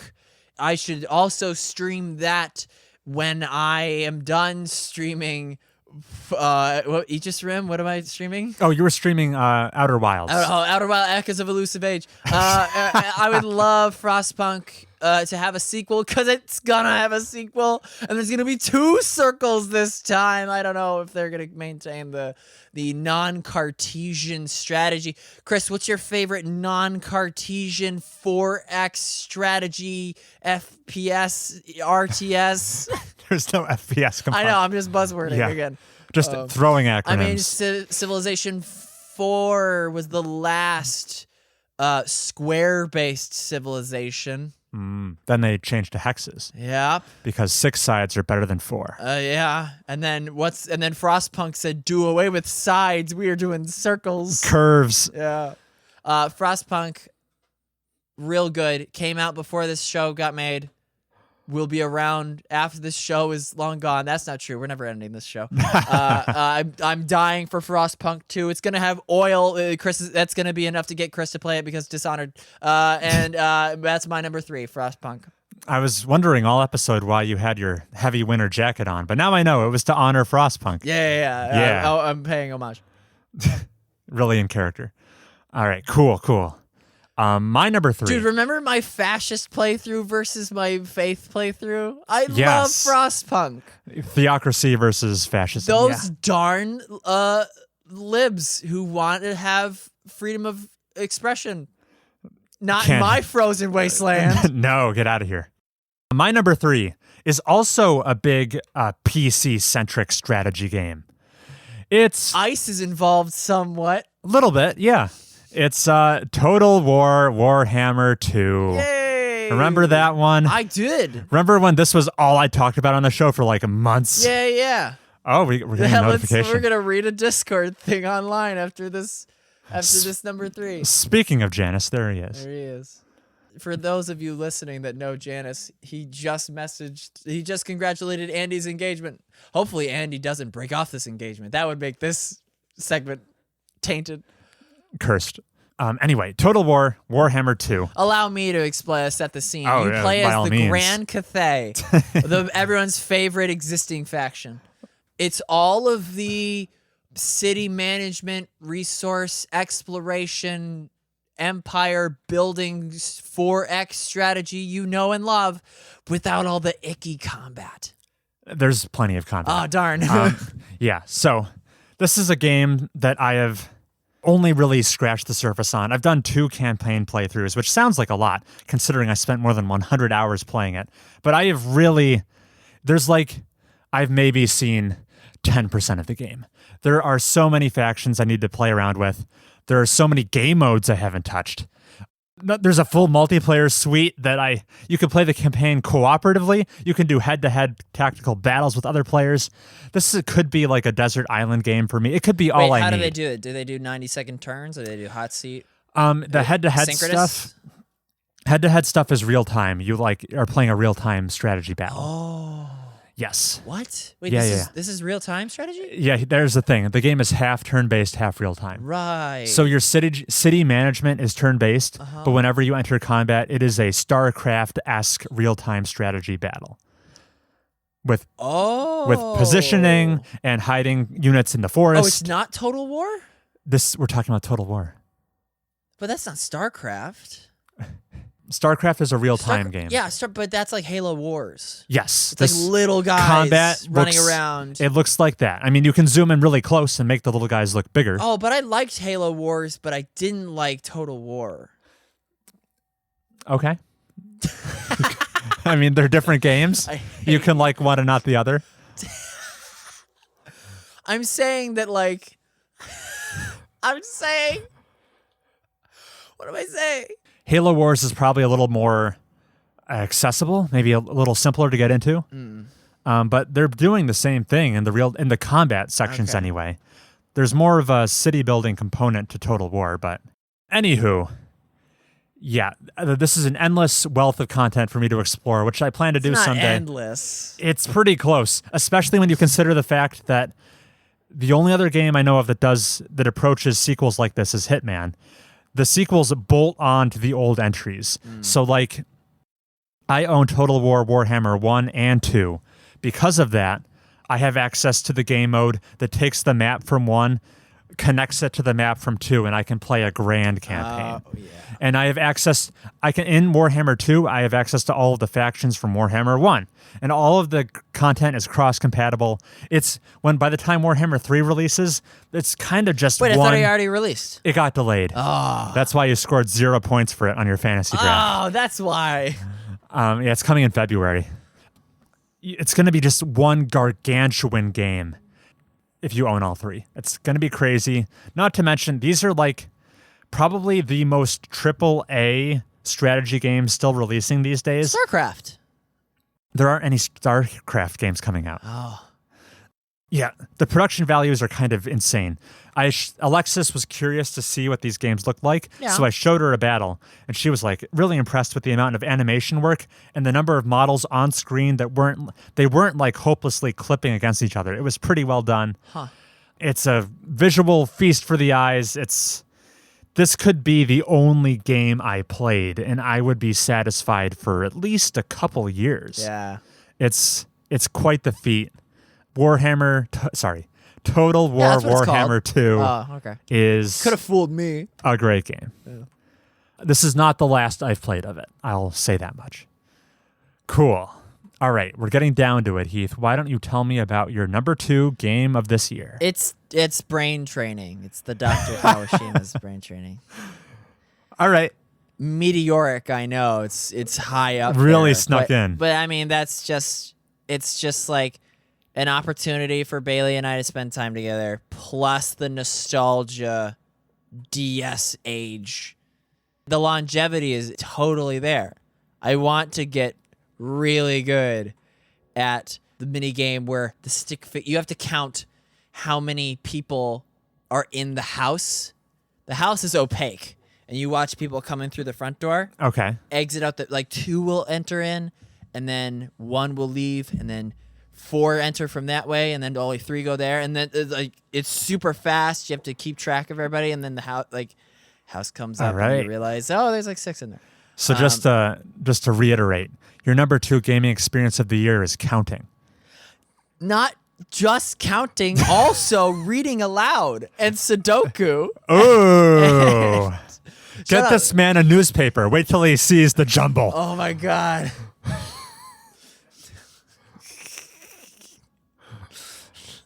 It's just a newspaper.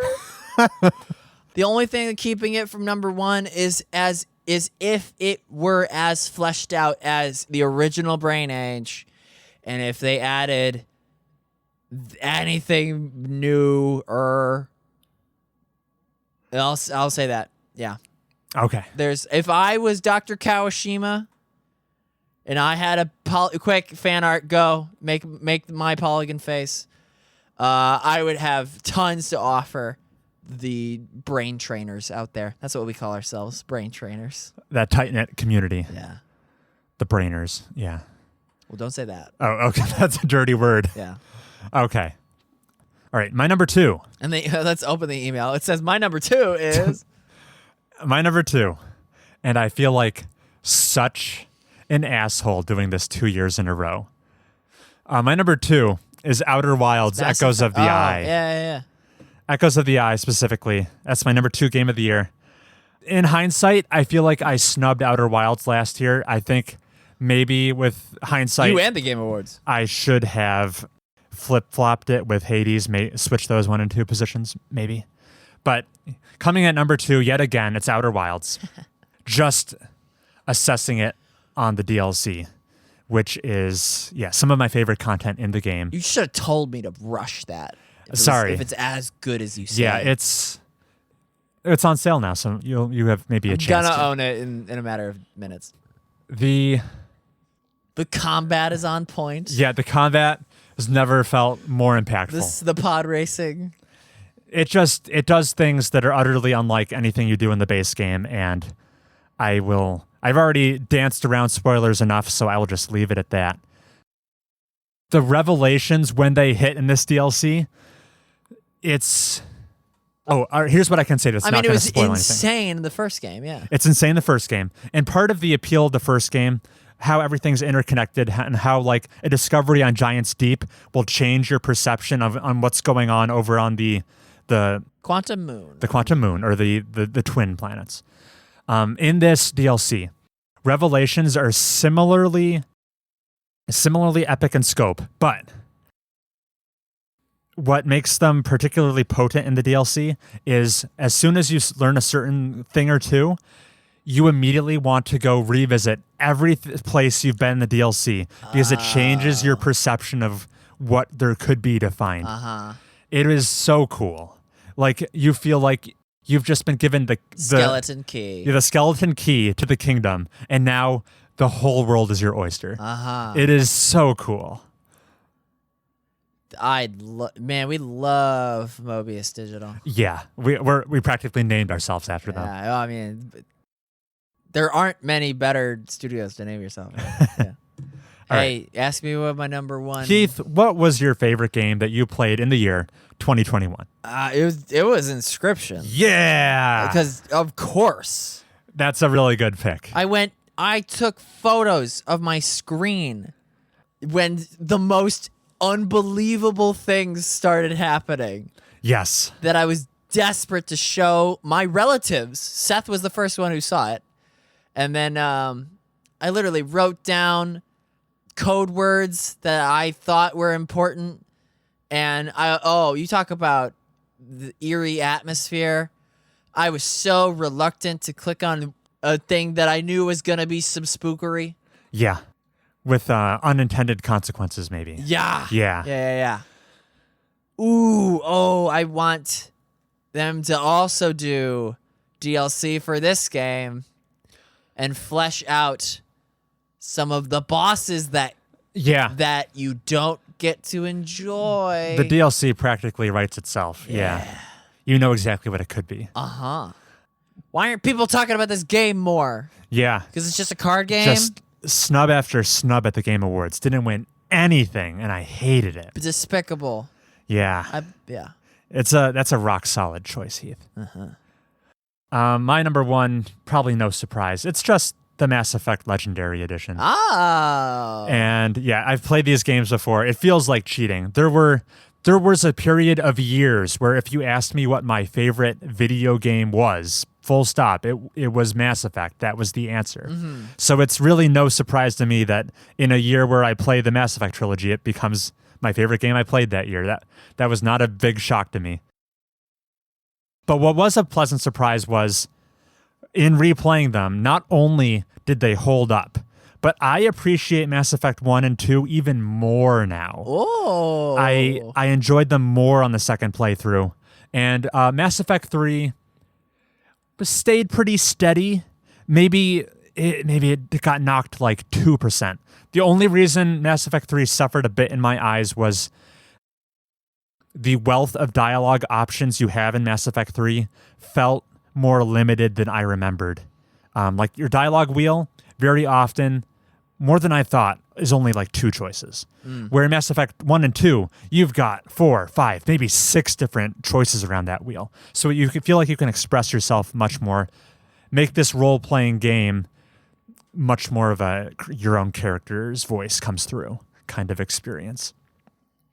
Where Mass Effect 3 felt a little bit more on rails, just a tad. But overall, holistically, this trilogy, yeah, it's probably my second favorite game, full stop. Just behind Witcher. And I love that I got to revisit them. Oh, to just hype them up a little bit more, I played as the, what was it called? Renegade. I did do a Renegade playthrough. Finally saw that. Never doing that again. It was too painful. Yeah. But it's cool to see all that content that I missed the first time. I played as a Vanguard class, the very high risk, high reward, in your face, rush charge the enemy. And it played so differently than my vanilla soldier class playthrough I played 9 years ago. Yes. So the fact that the game, it can zig and zag so many ways narratively, it's really cool to see it can zig and zag mechanically as well. You really do play differently. Can you change from Vanguard to shooter across games 2 and 3? You can, yes. You can change between entries. How does the in-universe explain that? Oh, Commander Shepard is a crack shot, best aim in the galaxy. Oh, no, he's doing spells this time around. How do you do that? I'll just say that sometimes it justifies it very well, and sometimes it justifies it very poorly. It's a bit of a mixed bag. Okay. Yeah, so this will not be my last time playing all 3 of these games. No, as soon as I play it and I say something wild and you go, that's not how that went, and then you'd go back and play that. Like I still will do a third playthrough someday where I want to play as the sniper class, because that sounds totally different than the more standard third-person shooter, and then the more close quarters one I did just now, the Vanguard. Uh-huh. And there are some hanging thread story decisions I'm curious to see how they play out that I still want to see firsthand. So there's a lot more Mass Effect 2 experience. It's a world I love spending time in. There are characters it's like a parasocial relationship at this point. Yeah. There are characters I just like to spend time with. Yeah. That I get to go hop in and check in on my old friends in Mass Effect once every 8 years or so. If I could do that for the rest of my life, that's time well spent, if you ask me. And that's why Mass Effect is my number 1 game of this year. Yay! Yeah. It's BioWare's magnum opus. Oh, yeah. What? Sorry, Alexis. Yeah, sorry, Alexis. Hey, because I know you got to get going. What are you gonna do in 2022? Thank you for asking. So it's the docket is. I'm not gonna play a single game the rest of this month. So as soon as it gets to January, it's gonna be. I want to play Death Stranding again. I'm watching all the funsies from the director's cut. Have you seen like the jetpack that you get and the ramps and like the giant freebasing tons? There's so much movement options that have been added to the game. That's a big game changer. That I'm so eager to do. But the director's cut is not available to PC. It's only PlayStation. Right. So I gotta wait. Same thing for Aegis Rim 13 Sentinels. I gotta wait. So I don't know. I'm probably gonna just train my brain until my folds of my cerebrum are so invaginated you could lose a couple of quarters. And then I'm gonna play all the games I bought that I didn't touch.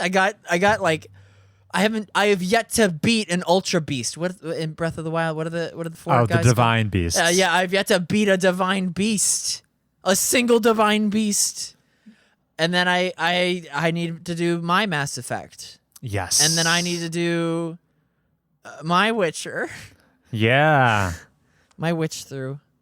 So I really can't touch the fun games. I need to clear my plate before Director's Cut gets uploaded to PC and before I don't know, I'm not looking forward to any new games. No. February next year is kind of crazy. Why?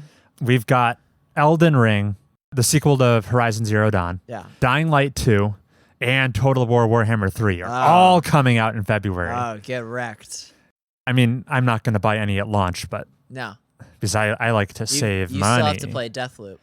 I've actually, all right, I know I know what I'm doing next year, actually. I made a list. The games I'm cool playing without updating my graphics card. Oh, here we go. What a backhanded compliment. Here, and I've broken it down into games I already own and games I need to purchase. And I have a note on my phone. And you know what's number 1 on the list, which I have gotten past the opening hour. No, I need a better graphics card for that. Okay. The next thing I'll be talking about on the show will be Nier Replicant version 1.22, blah, blah, blah. Yeah. The remaster of Nier. So stay tuned for that. That's only on PC. No, it's on the PS4s. Oh, okay. And yeah, it might just be the PS4s and the PCs. What? No PS5? Unsure. What? I mean, the PS5 would play it because the PS5 can play any PS4 That's what I thought game. you were cheekily saying, yeah. I think I don't know if it natively released for PS5. Unsure. But it could play it through backwards compatibility, no doubt. Let me think more about the rest of my year. I'll post something. Cool. Because I want to make something. Just take your schedule from last year, cross out the 1, and put a 2 at the end. And then you're golden. Oh my God. Oh my God, that would work. All right. Thank you. Last but not least, if you want to write in and tell us essay prompts that you want us to write in verbal form, you need only send it to super. What? So what show is this? What is this show? It's Mobius Tubes Podcast at gmail.com. Right. Please send us your letters. We love reading them. And thanks for being a listener all year long. Sorry for the long breaks, but I feel like that makes each episode all the sweeter. Now the question is, do I title this episode end of year special like I normally do? Yeah. Or do I title it Outer Wilds Echoes of the Elusive Age? I enjoy that. All right. And with that, I'll see you next year, Heath. Next year. Bye.